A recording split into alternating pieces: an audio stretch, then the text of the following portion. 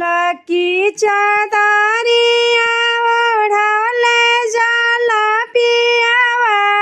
लाला की चादरिया ओढ़ले जाला पियावा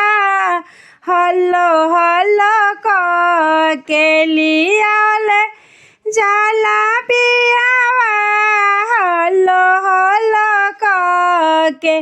लियाले जाला पियावा नैहर के गलिया छोड़ले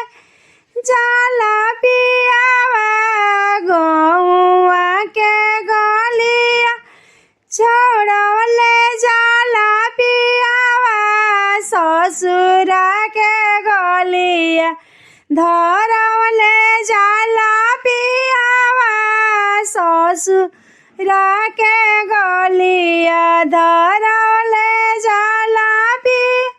ससुरा के गलिया ओ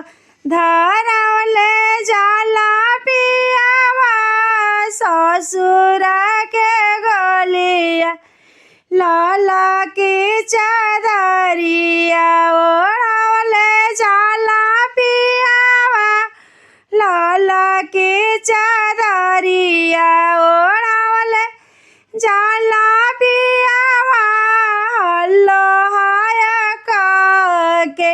लियावले जाला पियावा हल्लो हाय के पापा के गलिया छोड़ले जाला पियावा भैया के गलिया छोड़ले जाला पियावा ससुर जी के गलिया धरले जाला पियावा सासू जी के अंगना लियावले जाला पियावा सासू जी के अंगना।